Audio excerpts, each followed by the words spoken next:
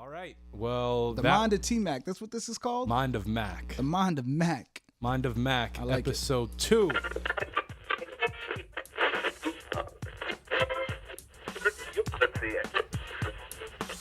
What up, y'all? Mind of Mac, episode 2. And we're broadcasting from a different location today. We in the Bustu, and I got a guest, my man Silas with me. What up, Si? How's it going, man? Silent Si in the place. Well, you're in your place, but thank you for opening up the studio and appreciate for it. rocking out. Yeah, man. Fucking fired up, man. So I told you this earlier, but I didn't say it on my first podcast because I don't know. I didn't really think of it, but last night we were chilling, got together for a little bit, and you told me I should do a podcast, and it was fucking brewing in my head for mad long, and I just went home and fucking did it last night. You told me that. Yeah, you told me that today. That's crazy, man. And I'm proud of you. Right out of nowhere, you know what I'm saying? It was just like 5-10 minute conversation, and then you just went in and did it. Had to do it. Yeah, you know, these ideas and things are brewing, and that's something that meeting you guys, you know, I just kind of push myself to just do more because I see what you guys have done and, you know, what you're trying to do and your ideas and shit like that, and I'm digging it. Yeah, I man. really like it. Yeah, same for you, man. I be checking the gram and see your pictures and stuff you putting up and just the radio and stuff. So, yeah, man, keep it going. Real shit. Be you, right? Right.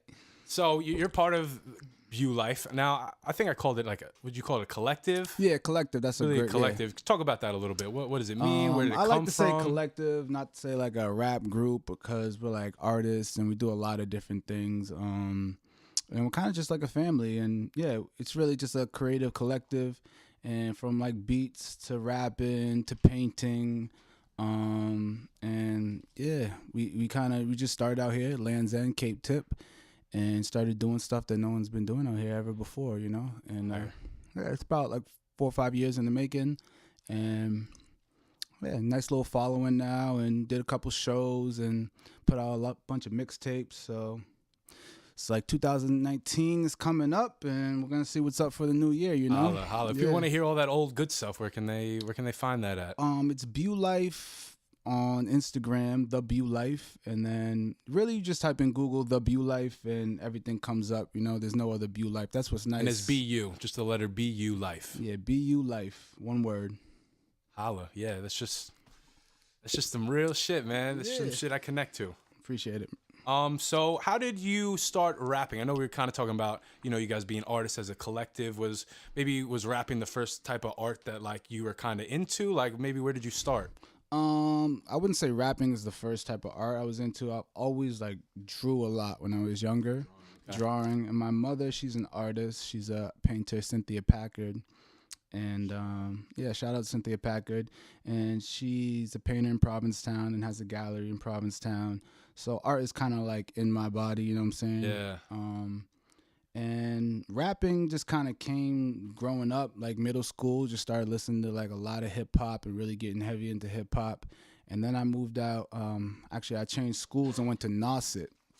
And at Nauset, that was the first time I met Nauset Regional High School.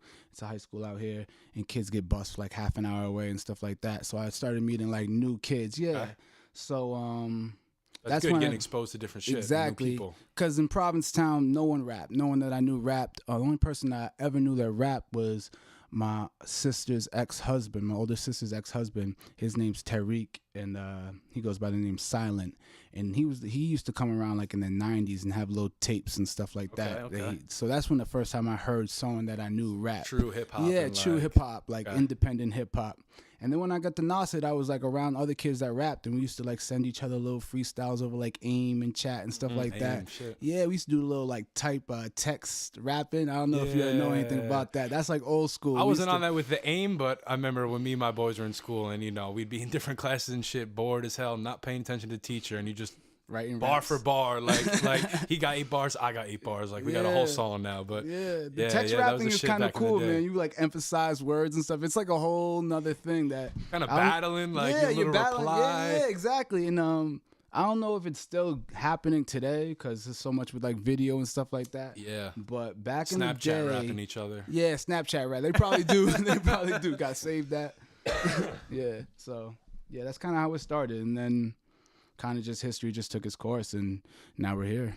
Fire. We here. Yeah, man. We actually laid down a little track today. Yeah. Fired up, yo. I'm digging it. I'm mad happy that you guys like the beats, and it's Yeah, man. sounds good. T-Mac, sometimes like I feel like producers are kind of like with their beats, they only send you like one or two, but T-Mac came through and just sent the boatload. He just uploaded like 15 joints. This is what I got. What you got? So yeah, we got probably like 5 or 6 joints now. Yeah, man. I know we kind of, we talked about it a little bit, but maybe working on a tape or something like that. Yeah. Don't let the people know, but yeah, it's coming. I think Hey. 2019, we're gonna do something for Follow sure. at TMAC631 at the BuLife 95. Yeah, but all right. So let's dig into a little bit more of kind of what inspires you. So maybe people or just things inside and outside of hip hop. Because we're primarily hip hop podcasts, but I'm heavily influenced by like martial arts and like I don't know, different books and shit like that. I'm inspired a lot by. I love movies, filmmaking, so I'm inspired by movies. I feel like movies have a big influence. But other than that, just everyday life, people. Everyday life, Yeah, and I think living out here in Cape Cod is one of the biggest inspirations. It's like this weird thing that I know you starting to feel. It's a weird thing. It's yeah. real land zen. You really feel like you're just like away from everybody in society and reclused, and I think it gives you a lot of inspiration. It's weird. Like you're forced to create. You know what I'm saying? Forced to it's create. either like you just like self-destruct or you create something. So yeah. We ain't self-destructing. Nah. That KRS song? You headed for self-destruction. We ain't doing that up here. Word. But yeah, Cape Tip, man, something my mom told me that, I feel is a big thing out here is like the energy flow. So with the tides and shit, like all that water coming in and all of it getting flushed out. That's like taking all this negative energy or whatever energy, it's taking it out. And then hours later to bring in some new shit back in. That's real. I never really heard it like that. That's real. Like the weather patterns out here, shit changes like constantly. Yeah, you know that. Like sure. especially during the summer, like it'll be beautiful one second, pouring rain, 5 minutes later. Yeah. And I think what we was talking about a little earlier is just a conversation we was having off the mic is just like how like temperamental it is out here, like how like like we could really be gone like next summer. I think that plays like a crazy part in just our creative process, like I think a lot of people think time is just always gonna happen. I think out here it's kind of like I don't know. I feel like Provincetown won't be here in 10 years, 15 years, so like with that Crazy type to of think feeling, about. it's weird. Yeah, true. It is You're weird. gonna find no It's place sad. like It's almost this, like a sad thing. A lot of people don't it like to is. say that, and I'm sorry for people who feel some way, but it's reality. The way the ocean is rising, and that'll make you cherish it while you have it, because Exactly. people just be here, not think about take it for granted. Take it for granted. Exactly. I couldn't roll that off the tongue, but Word. they'd be taking it for granted. And yeah, this is a beautiful place, and it's scary, man. Yeah, man. It's scary to think about. You see those houses getting lifted, It's like happened every hey, year. Yeah, you can't lift it that much more. Like I know, man. that shit. That's crazy. All right. So we talked a little bit about some inspiration. Something that I'm trying to get into now that I'm out here. I'm trying to get into more of like a routine.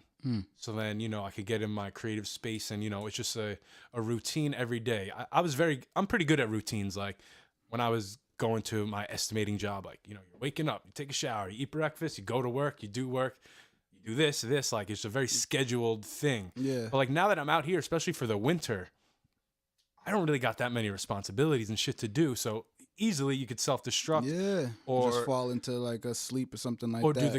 do the creation thing. So do you have a like morning routine or maybe a daily routine that kind of keeps you in check? Or Routine? I wouldn't really go off like a routine. I know like my work schedule gives me like a little bit of like organization to the day, but yeah, I kind of just work around that. So if I'm not working, I'm trying to do something. During like the spring and summer, I'm always like working in my garden. That's like a big thing for me, being outside and doing that. And then, trying to get time to create. It's tough. Like creating is really tough. You have to like really force the time. You have like a lot of free time and idle time. And if you do, but you got to turn that time into creative time, Yeah. And there's like moments where like you won't create. You just get in there, whether it's making music or painting or whatever, you get in there. And it's just like the time you take to get in there, and then you can go like 2 hours and not make anything, but that day might make the next day that you get in there so much realer. You can't every single time you get in there, it won't be magic. It's not gonna be gold, yeah. So it's like those days you have to like force the time. So yeah, it's tough, man. I think creating is tough. It's one of the things I don't think a lot of people are made for. I hate to say that. No, it's so true though. I mean, not everybody can fucking draw, except because they need that schedule, like you're talking about. I don't think a creative person like really, like I don't know what you're saying is kind of real because you do kind of need a schedule, but I don't know. That's how I am, but I feel like some artists are like completely different than me. Like I'm super organized and like it's good to my be on desk the needs to be like this kitchen table. Like it's a little messy right now. You know, it's cool, but like me, like I'm like I just have it a different way. I understand. But I feel like some artists really are able to go with the flow and just catch that vibe. Yeah. I think more than without a routine, you know what I mean? I think it's more like, consistency. You their need consistency. routine is being unroutine. Like that's how some artists work best. But I feel like me, if I'm getting in a routine, I'm able to crank out more stuff and be more productive. That makes sense. That makes sense because you're kind of like you're just used to doing the same thing. Like it's kind of like body. What's it called when your body like repetition, like muscle memory, muscle sort of. memory. Exactly. That's what I was gonna say. Okay, so morning routine. Yeah, I don't really meditate that much, but I hear that that's like a thing. I don't know. You into meditation at all? No, I would love to. My girlfriend's into it. I don't know, man. Some things I want to be doing yoga and meditation. That's two things that my girlfriend's into, and she be, just trying to like force me into just stretching a little bit more. Like those type of things is honestly, I love yoga. Like that shit feels so good. It's good for your That's body its own and meditation your thing mind. too, It's but really like crazy. it really is. And when I was home, after the summer, I went home, and my friend, shout out Amanda, she took me to hot yoga, and I went there. We did like a month thing. Oh shit. Dude, I was at first I was like, no way. Yeah, like, sometimes it's weird as a man. You kind of that. like feel weird putting in positions that you're not like used to, and your body's like even like the downward dog and stuff. But that shit, it is. if you it's get different, into, but like I've never felt better after a workout. Like, and I've done tons of workouts. Better than you know what I mean? Lifting and weights, mixed martial arts, fucking Brazilian jiu-jitsu. Like I never felt that good afterwards. And it takes a couple minutes. You don't feel good right when you walk out the door. But the next that air day, feels good, but no, not even that. Like 10, 15 minutes later, like you just feel circulation better. Like shit just works. And yeah, I'm more of like a home yoga person. Like I'll just post some shit up on YouTube and like just do it in my room. So, then you don't got to worry about anybody else.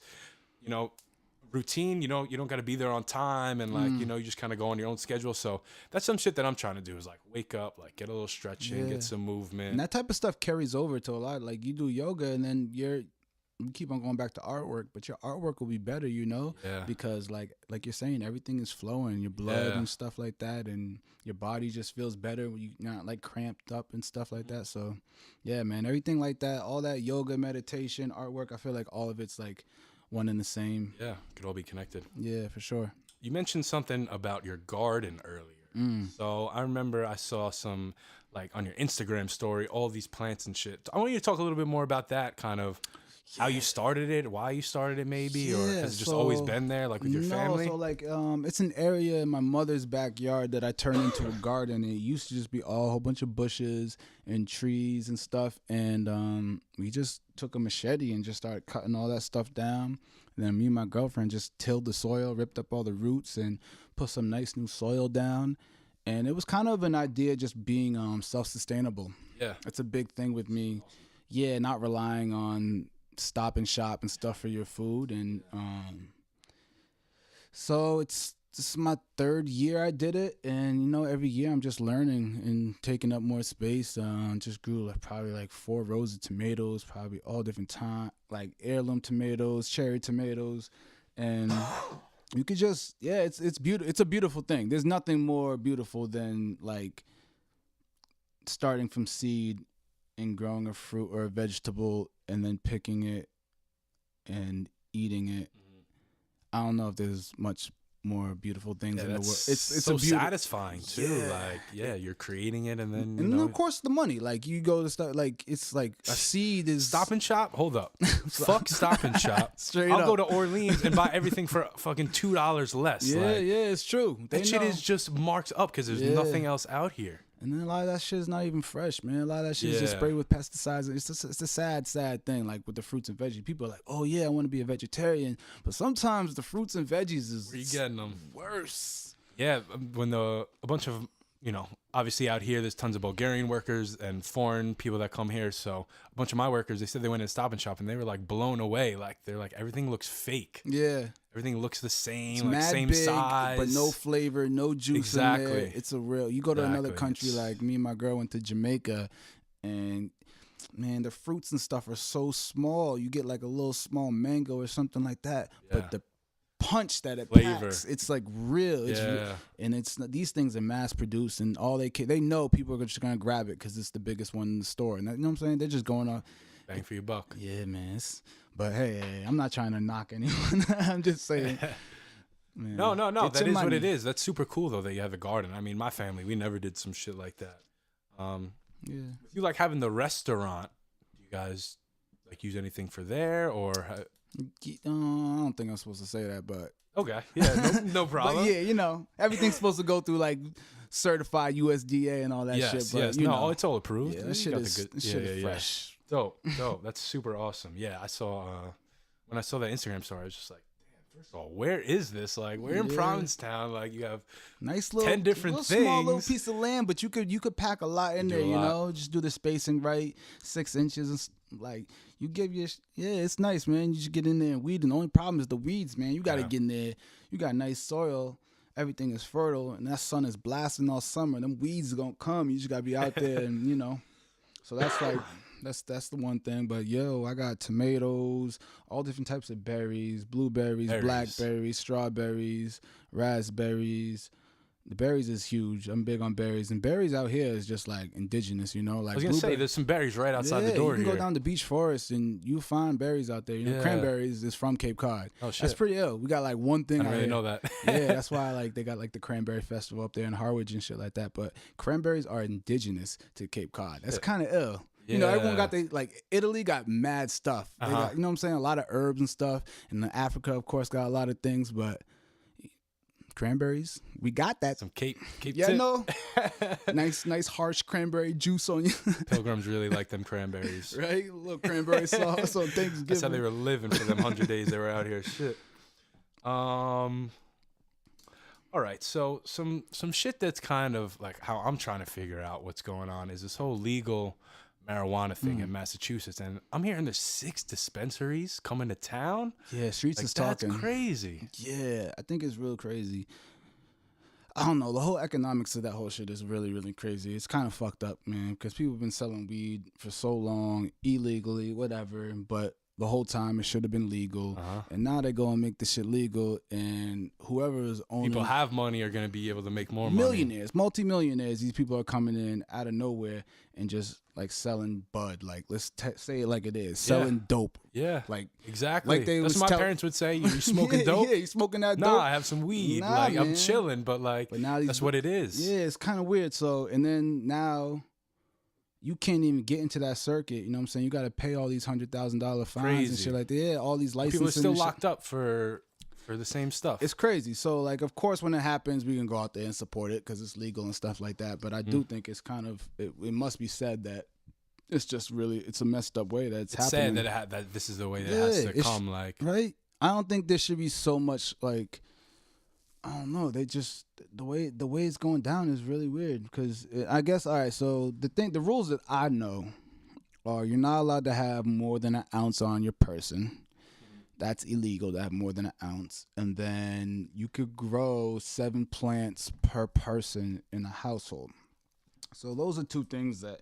But other than that, everything else is obscure to me. I don't know no other rule. You know what I'm saying? I don't really know. How that should, I guess you're not allowed to sell it. Everything got to be like a donation or something like that. I don't know what they're talking about. It's like in Washington, D.C., you can't sell an ounce, but you could give somebody up to 2 ounces or some shit what? And they give you a donation. yeah, that's so crazy. But I remember you saying this. It must have been over the summer where you were like, it's crazy that they're going to limit the amount of marijuana plants you could buy that you can grow, but you could have however many tomatoes. Yeah, and I grow my shit all tomatoes around, just right? like I grow, like, it's no different. The both is just, that doesn't make any sense Process, to me. it's growing. Like, It's how you just, gonna I'm not doing patent? anything different. It's the sun like- and the rain is what's giving it life. It doesn't make no sense to me. Insane. It's like, really, they're thinking so backwards, but it's all about the money, man. They're just trying Yeah. they're trying to just hoard that shit. They don't want, because the people who were selling bud, the people who were selling the dope before, they don't want those motherfuckers to be rich. That's the truth of it, you know? Like, those people are the bad people. They're the criminals and stuff like that. But it's all backwards, man. But you know, it's weird because you can't really complain too much because it's being legalized, you know? Yeah, and that's a good thing. So it's like you sound like love it and hate it. Yeah, it's just weird how they're doing it. If you watch it, if you really pay attention, it's really weird. It's almost like there should be a way, like if you're an illegal drug dealer, to like come out and say, "Yo, I am," but Yeah. like they're gonna hire you and like give you some sort of like Yeah. position or something. I don't know. It is kind of crazy because that's how people like make their living. Like, and not you even know? like, all right, so we talking about people that been selling, but like people who like get some weed, like used to have like ounces and sell it. That was illegal. But what about the people who have like hidden behind closed doors and been like mastering the art of growing weed? Yes. And now And they know more than like the and scientists. it's like, but it's like a real true art, you know? It's a beauty. And like growing anything, it's a beauty, from the soil to the temperature of the air to how much you water it to, you know, like just everything, humidity. And they've mastered this, and they can't do it in public. You know what I'm saying? They Yeah. can't grow more than 7 plants. But there's people who out, like, if there's weed dispensaries open up, you sure as hell know there's a lot of like groweries everywhere in Massachusetts now. I don't know about any, but for sure, you know, it has Gotta to be some out here, Not I getting mean. all from Canada and Cali. No shot. Damn. So all this weed talk, man. I know, right? Shit. Light it. We'll be right back after this quick message. Let's talk a little bit about 2019. You got any goals or things you're thinking about doing in 2019? Vacation, like anything going on 2019 next year that you're looking forward to, maybe? Man, it's so great. I feel like there's still a lot more to do in 2018. I'm not really done with this year. Okay, yeah. And I haven't really started really like sitting there thinking. I think like towards the end of December, I really start. Like, all I need is a couple weeks. Yeah, they're like, really, you know what I'm saying? Make your like goals and stuff like that. New Year's resolutions. But for right now, I don't know, man. I want to get this tape done with you by the end of this, you know what I'm saying? Month or something like that. Yeah, so we focus. Fuck that. Fuck 2019. We'll get back to that on the next podcast, all right? Come back. Right. But, I mean, I've been thinking about it a little bit just because I've seen, you know, my goals for 2018 and kind of how far I've come. So I'm already kind of trying to project and, you know, just keep thinking talk your forward. shit, T-Mac. Tell them what you did, what you accomplished. I want to hear it because, like, I'm proud of you, man. Damn, I ain't even trying to run down all them, but you know. Come on. Just tell them you out here. All right, we starting the podcast. Number 1, we out here. It's done. 10 Done. radio shows. We're at Check. 15 at least. Double check. That's easy. One of them was to DJ at parties, but I'm DJing at a bar. So, I mean, that's just Probably the past most that. popping bar out here. Yeah, this underground. Time. Yeah. Come see me Wednesdays, Mondays, you know. What else? One of them was like to get to a good weight, like 215 or something. I'm a little over that right now, but we're a little bit more active. We'll be good by the end of the year. Right. And yeah, Beats? so A read lot of books. beats? I wasn't able okay. to read all the books that I wanted to do. I wanted to read like 8 books. I got like 4. Still. We got That's time. good. That's Yeah. good. Yeah. Some people never read a book in their life. Yeah, it's crazy. It's weird for like reading books. Like I know, you know, when we were at the other stew, like you had books lined up over there. Yeah, man. So with me and books, like I can't really get into like a fiction story or like some shit. No, like none of my if I'm books gonna are fiction. read, it needs to be some like shit that's gonna help me. Like that's the only way I'm gonna really be able to like sit down Yeah. and do it. I can't just like It's weird. aimlessly read stuff. Like Because my mom loves that's reading. really She'll pick up a weird. book and can read at night forever. Maybe it's just because when I feel like we growing up with that's technology and weird. shit, we can't just sit down with a book. But for me, reading, it's got to be some shit that's gonna help me. Now, like I say, you got all those books down there. Do you enjoy leisurely reading or anything like that? Yeah, or? it's weird. I got all those books, and I'm really just trying to, on the low, like, get my own library popping. Yeah. I want to have a whole room You in my there. crib just dedicated. Yeah, you that's know, sick. Yeah, just lined into the ceiling. And, you know, to me, that's just a good investment for my children in the future and stuff like that. But I kind of just pick up a book I used to like go hard with one book for like a week or two, but I kind of just now just pick up a book and just like scroll through it. A lot of my books, like you said, are like facts, history, Yeah. science and stuff like that. So I'm able just to get in there, You can read a choose some chapter or different something things. like and Nice. then get back to it and pick up another one. So that's kind of where I'm at now. I don't really have like a book I'm reading, Yeah. I'm gonna have to check out that library, get some fun facts. All right, so we talked about most of these notes that I have down here, but I put out on my Instagram today for people to comment with ideas or topics that they want us to discuss on the podcast. So something that somebody commented, my boy LH, who was on the last Independent Artist Countdown. Shout out to LH, hip hop artist from Shout out LH. Chicago, Illinois. He commented, "What makes an album a classic?" That's a great debate. I think he said after that, it's definitely based on your opinion. But I went to the dictionary. I want to know, what is the definition of classic, right? I'm interested. So let's go off this. Definition of classic is something judged over a period of time to be the highest quality and outstanding of its kind. I like that it first says judged over time. Over time. That's a big thing. Yeah, people really rush the classics for sure.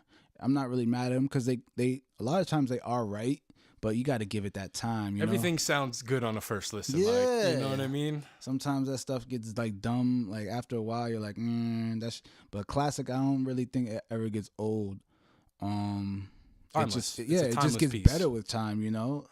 In the future, you just like remember those moments when you first heard it and those feelings you had and stuff like. Well, I'm talking about music, but to me, a classic album has to be like one of the biggest things, cohesive. Yeah, That's full body work. Yeah, I feel like there's mixtapes that are really hard. I don't know, but to me, like a classic album has to be cohesive. It just has to have like those feelings of like song. It doesn't have to like every single song doesn't have to have a conceptual like unbelievable storytelling but it has to be like just cohesive from the sounds to the themes. That's one big thing. I think classic, cohesive, those things for me personally. Yeah.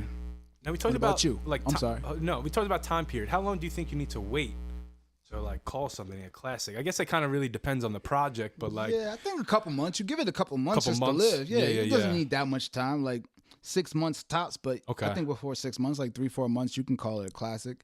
That's how I feel. People be calling shit classic. Yeah, people the just be week it came too out. quick. The week it come a couple days. This yeah, shit not classic. even a couple days. Like, yeah, people are crazy with that. What do you think the last classic hip hop album came out was? Woo, hit him with the question. Now I'm interviewing you. Damn, yeah, you flipped the script real quick. Last classic album. I don't know. It's kind of crazy. The one that just pops in my head is like, damn. I know. So ill. I think Jay-Z came out after that with 444. People are really digging that. I think it's a good album, but I didn't think it was a classic right away. Maybe it just needs to be more time still. It was a different type of Hove. But classic for me, the last one would be Damn. Yeah. Like we talked about cohesiveness, right? Yeah, that album is really interesting. I still haven't really fully understood. That's one thing about classic too. You can't get it on the first take. Oh, classic has you're you have to keep on gonna going hear some back. shit and learn some shit a Yeah. year later. And it's like it's so intricate. It's like so, but then at the same time, it's so like radio friendly and stuff like that too. That's Yeah. why I just don't really get the album. Like it's just so weird to me. It's That's so what kind fire. of maybe that's one element that makes this album a classic is that it hits on all these different points too. True, very Like true. Nas is Illmatic. That's a classic, but it has It's classic the within Queen's hip-hop. vibe. Yeah. It's Has a classic whole in Queen's hip-hop, vibe but this and is hip-hop thing. classic worldwide.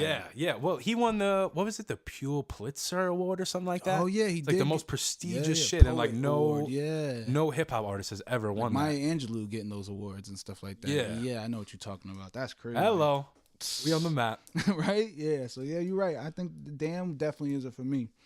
Kendrick got some classics. I'm gonna say because his first album, Good Kid, Mad City, is for sure a classic. Yeah, That was like that shit is timeless. that's a movie. Yeah. People told me that I thought that he was they doing a haven't movie. listened to that from the beginning to end. I'm like, Nah. You're missing the point. Yeah, you can't just listen to Money Trees or The Art of Peer Pressure. Those songs not even like, to me it's like those songs, it's weird because some songs are like, of course, like the backseat, he in the back freestyling, Yeah. and that's a turned up song. All my life I want money and power. Respect my ground.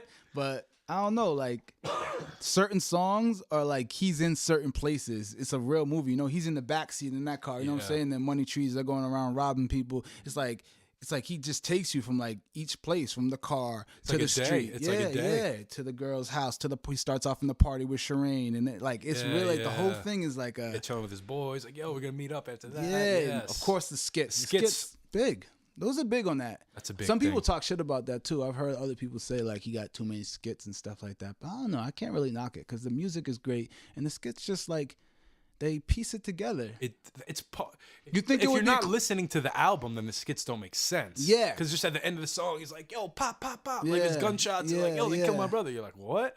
But then if you listen to the next song, he talks about his brother or whatever. And like, it's interesting though, if you think about it, without the skits, would you really get the whole, I don't think you would get the story. It would be a different feel. It would be a whole different feel. It would be a different feel because blotchy. it's more open to your interpretation. Because especially having his mom and dad on there was pretty big too. Like those leaving phone calls, messages on the phone, those dude. Those are really that's real. I mean, but no one's ever done that. I feel like no one's done that. It seems like such an easy, like a thing that people would do. I know. Of course, you get the voicemails. Like Cam used to have the voicemails, the girl just yelling quack quack quack. Like I remember on a Gangstar record too. There was a whole song, and everybody was just calling Preem and like leaving messages like, "Oh yeah, yo, I need this beat."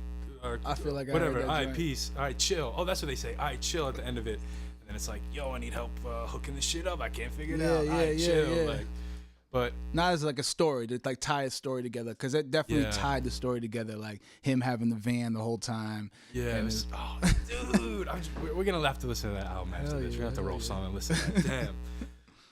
Okay. So classic album. All right. So we decided. Yeah. Do we kind of flesh that out? You think? Needs time. Needs to be conceptual to me, or cohesive at least, and fire tracks. Beats. Well, that's the given is like obviously lyrical ability. Yeah. Skill. You know the way the different flows, different beats. What makes it it's bigger gotta have some and different higher sounds. than everyone else? It's got to be. It's got to be like waved through the whole album too. Lows, it can't just highs. Yeah, it's leading up to what is it called, the climax, and like it's got to be. You gotta learn something too. You have to. You gotta be able to take something away from it. It's gotta have a message. That's a big one, because to me at least, I feel like music. You don't really, a lot of music nowadays, especially, you know what I'm saying, that turned up stuff. You don't really learn anything, so those could never be considered classics to me, you know? Yeah. But I'm not hating. I know there's a lot of people out there. Shout out to Berg. Me and Berg were actually kind of talking about that the other day, you know, like these different artists. And he was saying, you know, even whatever kind of song it is, like he's like, there might just be that one little part that he enjoys with it where he hears, you know, that musical genius that they had or whatever. But like me, I can't sit through a 2.5 minute song to hear 2 lines that are like, yo. Those songs are interesting, man, because like I said, I don't think they're classic, or they could never even be like put in that category. But they do have something that I think a lot of people are chasing, and it's like that real organic, just even like J. Cole. Like I feel like J. Cole is super, super ill, but I feel like even him making that album KOD, of course he's like mocking them, but there's a part of him that really wanted to make that type of music too, because there's something there like where you can just hit those like high, like you can, like your tone is all over the place, like how Young Thug be doing and stuff like that, where it just gives you like that freedom. Doesn't matter. It's like that freedom. Yeah, like fuck everyone else. Like I don't have to sound like one like monotone. You know what I'm saying? Have like a certain type of ad lib. I could just be like doing whatever I want to do, and that energy, it's more like the energy that comes across, and I think that's something that a lot of people, they want to do. You can see, that's kind of how, like, why music is kind of shifting that way in culture, I think, because they have, the people that make that turned up music have this type of energy that I think sometimes the lyricism is missing, you know? Like, sure. Yeah, sometimes. Time and place for everything. Yeah, true, exactly. You don't want to always be turned up. You don't always have that energy, but the energy definitely gives you like creative juices flow, you know? Like you could listen to that and then record some lyrical shit. That's how I be feeling. Yeah, for sure. I used to hate on it though, you know? I definitely used to be one of those haters that was just like, fuck all that shit. Fuck Young Thug. Fuck, like, I think Young Thug is one of like the ringleaders out there. You know, like Weezy definitely is the godfather. I think Weezy, as he said, like in that dedication tape, as Drama was saying, like Weezy definitely sunned this whole music category of whatever he is. He is Yachty. He is Yachty. It is the Lil Wayne. It is Uzi It's Vert. not the hot new He artist. is- It's the hot new Lil Wayne. Like literally. It really is, and it's kind of interesting that, like, I don't know. And Weezy, the only reason Weezy was able to do it and have that pass because he started with the lyricism first, you know. So then when he did that, It's like his evolution. yeah, we was like, it's kind of like when Kanye started doing his crazy stuff, we gave him the pass. And now Kanye's off in a whole nother boat. But like when he started doing the 808s, people started giving the pass because it was just like, all right, he can mess with the auto tune because Kanye was spitting College Dropout. You know what I'm saying? Yeah, I feel that. How we sounding with Chris? Super crazy. Yeah, my bad to the listeners. My mic's getting a little like feedback from the wire right now. But we're all good. I think I don't know. I think we kind of hit on everything that I wanted to. Do you want to throw anything out there? Nah, man, I appreciate the conversation, and hopefully I'll be yeah. back. Fuck yeah, you kidding me? You definitely. If you're the first guest, you're probably gonna be the first repeat guest, homie. You know, Damn. All right. Well, the Mind of T-Mac. That's what this is called. Mind of Mac. The Mind of Mac. Mind of Mac, I like episode 2. Hope you guys enjoyed. You know, follow everywhere at TMac631, Facebook, Instagram. Sai, you want to shout out your thing or Bu or anything? Yeah, Where to you can connect follow again? us, The BuLife on Instagram and Access Granted TV on Instagram. That's me. And yeah, just follow the movement. We got a lot of stuff coming. There you go. Mind of Mac, episode 2. Just BuLife. remember, always do you.